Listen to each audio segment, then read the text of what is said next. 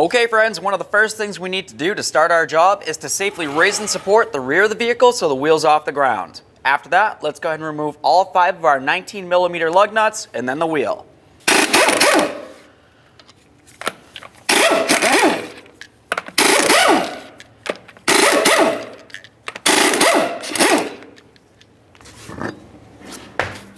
Now the next thing we need to do to remove our sway bar link would be to go ahead and use a 14mm wrench. I'm going to come right up to this upper nut. We'll just get that right on there.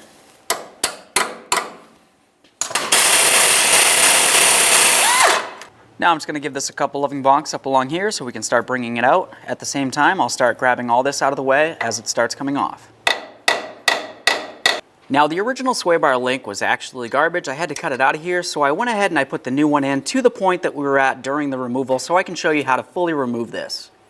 So to do that, I'm going to reach right under here to hold onto the bolt. After that, you can start removing your bushing, your washer, the outer sheathing, and then of course we can continue on by removing the rest of this bolt. That's essentially what it should look like when you have it out. Alright, now it's time to get ready for our install. To start, you want to make sure that you have the long bolt. We're going to go ahead and take one of our flat washers here, and then we'll take the rubber bushing. Have a close look at that bushing though. You can see right up along where my index finger is, has a little bobble that comes up. You want to make sure that's facing up for this position. Once we have this up against the control arm, we're going to continue on with the next rubber bushing, and that one's going to have the bobble facing down. Essentially, you want it facing towards the metal aspect of the control arm. There we are. Now we'll go with one of our washers here. We can use that outer sheathing, slide that right on over that.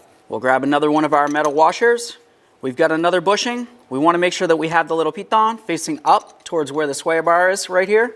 Now at this point, we're going to try to put this underneath the sway bar. You might need to either pull up on this a little bit by hand, but if you can't, you could also try using a pry bar and gently pry. Now let's grab that other bushing with the piton facing down.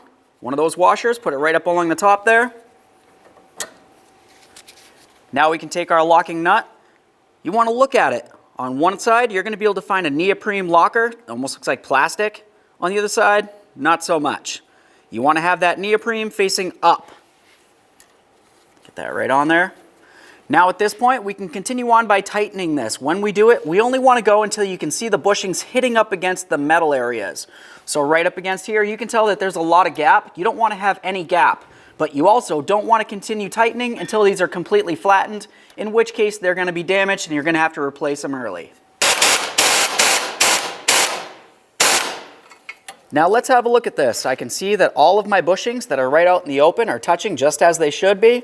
This one you can tell is sitting at a little bit of an angle, but once I start bringing this control arm up, these are going to sit pretty much flush. I have no movement coming in between the sway bar link and the bar itself or even the control arm. I feel confident this looks good. Now we can get the wheel back up on here. We'll start all of our lug nuts on, bottom them out, get the wheel back on the ground, and then torque the lug nuts to 100 foot-pounds.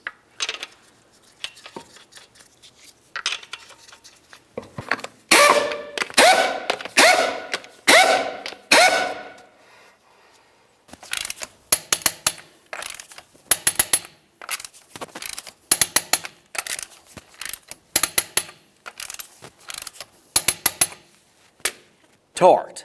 Okay friends, we got the sway bar link in there. What's left to do now? Now you're going to want to make sure that you do the exact same process over on the other side of the vehicle. It only makes sense to do these as a pair. After that, take it for a road test. Make sure you don't hear any funny noises. Thanks for watching.